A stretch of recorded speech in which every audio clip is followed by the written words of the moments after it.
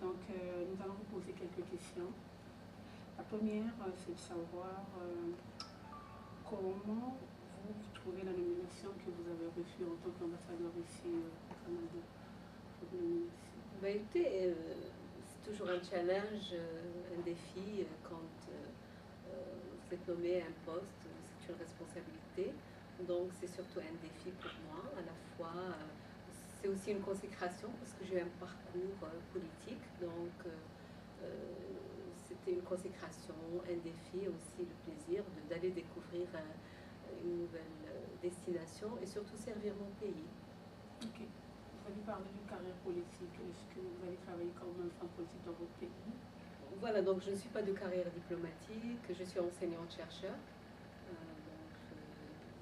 J'enseignais à l'université, mais parallèlement membre d'un parti politique, l'un des plus grands partis politiques du Maroc, l'Union socialiste des forces populaires. Et donc, de par mes activités politiques, j'étais amenée à assumer des responsabilités gouvernementales pendant 10 ans, parlementaire, aussi ministre. Et voilà, donc au bout de 10 ans, c'était un changement qui intervenait dans ma vie et que j'ai appréhendé à la fois avec beaucoup de responsabilités, mais aussi beaucoup de plaisir. Ok. Alors, depuis que vous êtes à la tête de la chancellerie, depuis quand vous êtes à la tête de la chancellerie? Voilà, donc j'ai été nommée exactement en janvier 2009 et je suis arrivée au Canada en février 2009, donc ça fait pratiquement 2 ans et demi que je suis en poste. Ok. Comment qualifieriez-vous les relations entre le Maroc et le Canada sur le plan économique, politique et socioculturel? Écoutez, le Maroc et le Canada entretiennent de très très bonnes relations, ce sont deux pays amis. Je pense que cette relation a connu des développements très très importants ces derniers mois. Je voudrais vraiment mentionner par là d'abord la visite du très honorable Premier ministre Stephen Harper au mois de janvier de de cette année. Et c'était l'occasion d'abord pour lancer les négociations pour un accord de libre-échange avec le Maroc. Et lors de cette visite, l'honorable Premier ministre Stephen Harper a été reçu par Sa Majesté le Roi et bien sûr il a été reçu également par le Premier ministre et par le ministre des Affaires étrangères. Donc il y a eu des discussions autour de questions d'intérêt commun, mais surtout, comme je vous le disais, le principal événement, c'était le lancement des négociations pour un accord de libre-échange. Donc ceci dénote d'abord de la volonté des deux gouvernements de hisser leurs relations à un autre palier d'échange. Parce que je pense que nous avons des échanges assez importants, mais ces échanges sont en deçà du potentiel que recèle chacun de nos deux pays.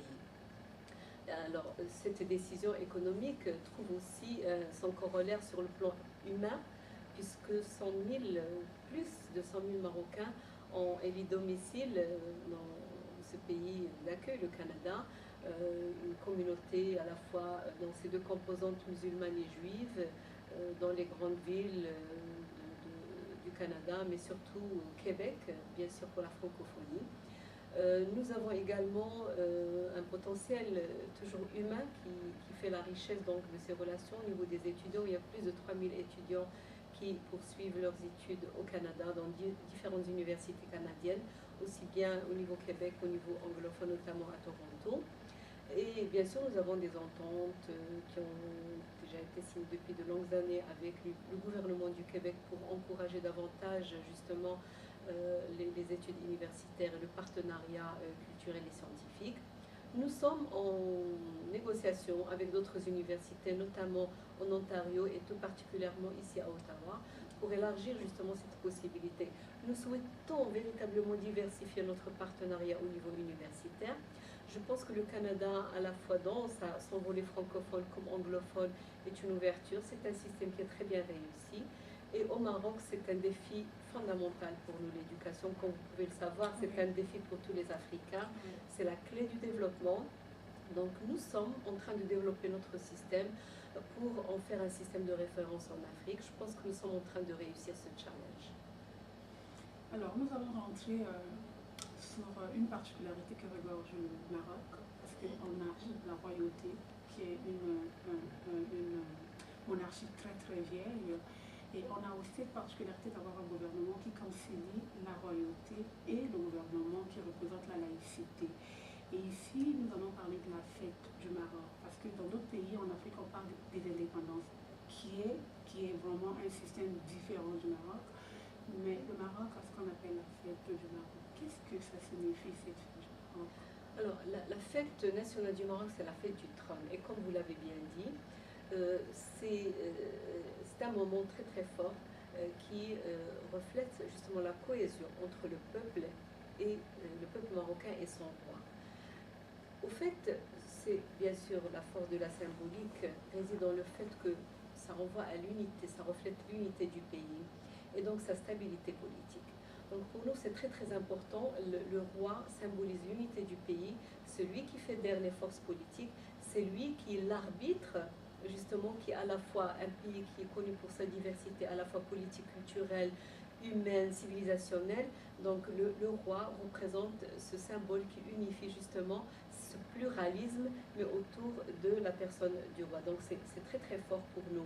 La fête du trône, donc à la fois, elle renvoie à cette symbolique, comme je le disais, qui est l'unité du pays, sa stabilité, mais aussi c'est le moment, si vous suivez un peu comment ça se passe au Maroc, c'est toujours le moment des bilans, où Sa Majesté le Roi va faire un long discours dans lequel il va présenter le bilan des avancées et des réformes pendant toute une année, mais en même temps d'appréhender le futur et les grands chantiers du futur. Autrement dit, c'est un pays qui fonctionne dans une gouvernance avec une vision claire, qui se fixe des objectifs, et la fête du trône, au-delà bien entendu de sa symbolique politique qui est très très importante, c'est aussi son côté pragmatique pour dialoguer avec le peuple, pour dialoguer avec son gouvernement, avec les différents acteurs de la classe politique sur à la fois les réalisations, mais aussi pour entrevoir le futur. Depuis quand ça existe, cette fête? Depuis que le Maroc existe? Oui, depuis toujours. Toujours. Depuis l'indépendance, depuis l'instauration. Donc la royauté du Maroc relève de plusieurs siècles. Donc on venait de le dire, c'est une civilisation millénaire, très très ancienne. Et donc la fête du trône a toujours été une grande symbolique. La dernière question, vous allez vous adresser à notre public. Le public est aussi diversifié, comme vous le savez. Donc c'est des communautés culturelles qui existent, mais c'est aussi les Canadiens de toutes souches qui vont sûrement vous écouter. Donc vous allez parler, c'est un dernier mot que vous allez vous adresser à la caméra. Le dernier mot, c'est dire d'abord pour vous remercier de me donner cette opportunité d'échanger, mais dire justement ça a été un moment d'échange, de partage. Donc cette ouverture, cette fenêtre que vous nous offrez pour nous ouvrir sur les autres, qu'ils soient africains ou autres, nous permet de dialoguer. Donc c'est juste pour dire que le dialogue est très important, qu'en dialoguant, on se connaît mieux, on appréhende les différences, on les accepte et on se respecte mieux, parce que je pense que notre combat, c'est celui contre les préjugés, et ceci se fait toujours dans le dialogue, en allant vers l'autre. Mais ça, quand je dis en allant vers l'autre, c'est chacun qui doit faire le pas pour aller ensemble. Je pense que l'humanité, l'expérience humaine est une très très belle expérience.